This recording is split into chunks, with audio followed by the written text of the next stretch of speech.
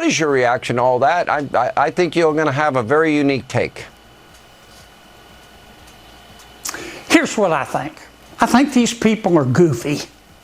They have the right to their opinion, but they're just goofy. They hate George Washington and Thomas Jefferson and Abraham Lincoln and Dr. Seuss and Mr. Potato Head. They think our kids ought to be able to change genders at recess. They carry around Ziploc bags of kale to give themselves energy. To me, to each his own. To me, kale tastes like I'd rather be fat. Mr. President, Louisiana, like all of our states, is working as hard as we can to improve K through 12, elementary and secondary education.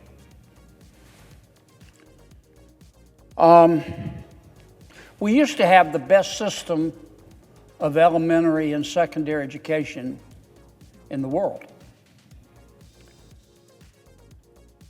We still have the best system of higher education in the world, bar none. Kids from all over our planet want to come to America to go to college. I know our universities have problems. We've got to do a better job, in my judgment, Mr. President, with encouraging our universities to allow the free exchange of ideas, the dialectic through which we get the truth. But I'll save that topic for another day. Our problem in America is elementary and secondary education. And it's frustrating, Mr. President. We've made some improvements, but not nearly enough. It's frustrating. Americans can do extraordinary things. Americans can unravel the human genome. Americans can take a diseased human heart and replace it with a new one and make the thing beat.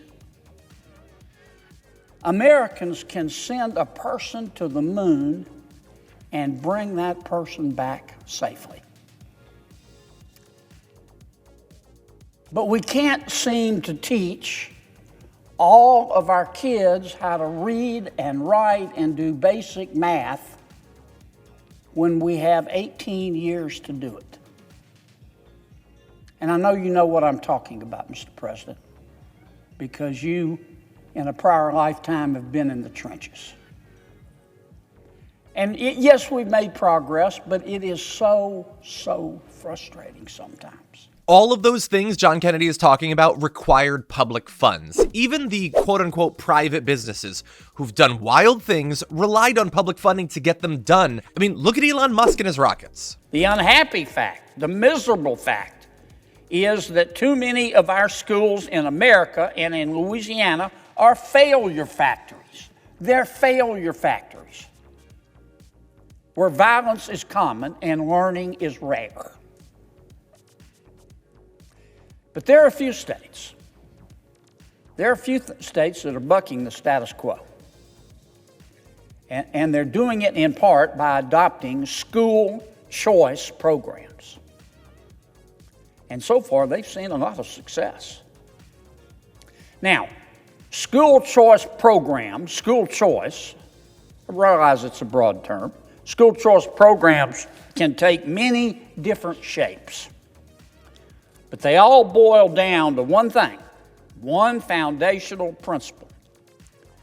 Parents should be allowed to take their kids out of failing schools. Parents should be allowed to take their children out of failing schools and put them in schools that can help those children thrive and certainly do better. When he comes up against people who see through his act, that's when things get interesting. Should the mother, at that juncture, have the right, clearly a viable child, to abort the child? My example is not unrealistic. I think that if your answer, I'm going to save my time. If your answer is going to be that never happens, let me go to Ms. Fry. What do you think? Well, Senator, first of all, if you don't ask a question if you don't want to know the answer. And I think 1%, but I'm saying to you, Senator, 1% of abortions happen at 21 weeks or later. So I think the premise of your question sets up a conversation about abortion that is unfair.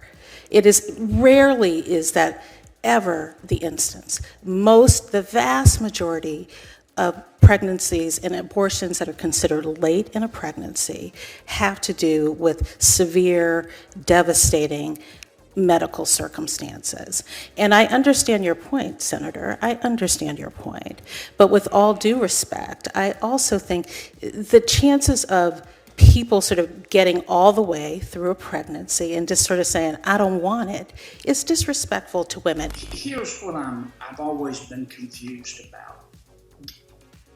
Didn't you understand the chilling effect that it would have to parents when you issued your directive, when you directed your criminal divisions and your counterterrorism divisions to investigate parents who were angry at school boards and administrators during COVID?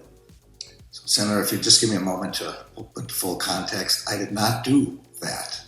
I did not issue any memorandum directing the investigation of parents who are concerned about their children.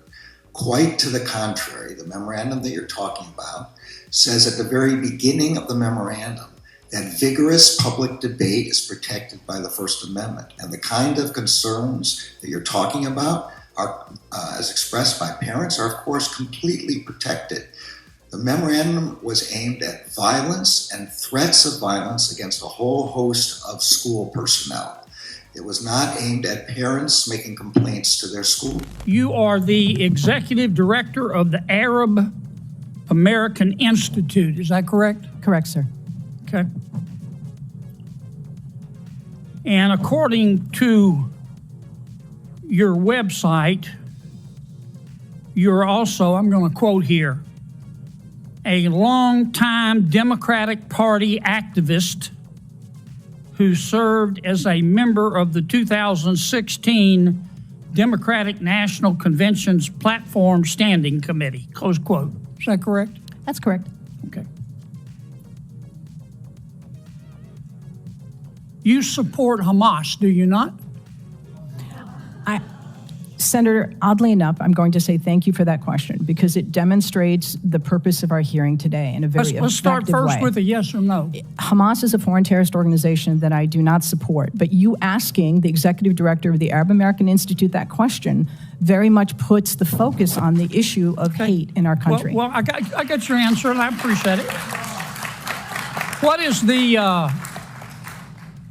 You support Hezbollah too, don't you? Kennedy uses this performative country boy naivete to say some truly terrible things under the guise of just being a simple man using common sense. But it's an act. And yes, it makes for wild sound bites and great ratings, but it is still insidious and dangerous. He is cosplaying as a stupid guy in a room full of legitimately stupid people. He was actually a Rhodes Scholar, got a law degree from Oxford. He's not actually stupid, but he knows the way to win elections and court his base is to act the part. Louisiana ranks amongst the worst states for public education in America, and rather than increasing funding to help underserved students who need it, Kennedy's answer is school vouchers, stripping what little funding is provided to public schools, and siphoning it away to private school. A few months ago, Louisiana Governor Jeff Landry signed legislation creating the state's first Education Savings Account program, the ESA, effectively giving state money over to private education companies. There are no income requirements to receive the ESA, so rich parents who already pay for private education will simply be getting some tax dollars to cut their costs, whereas public schools are required to track the progress of the students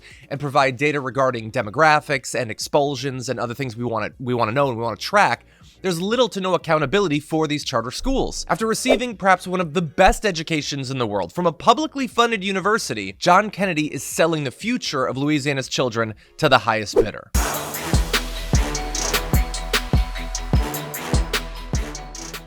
When you click the join button and become a tier 2 member, you get access to all of our weekly top 10 lists. What are you waiting for?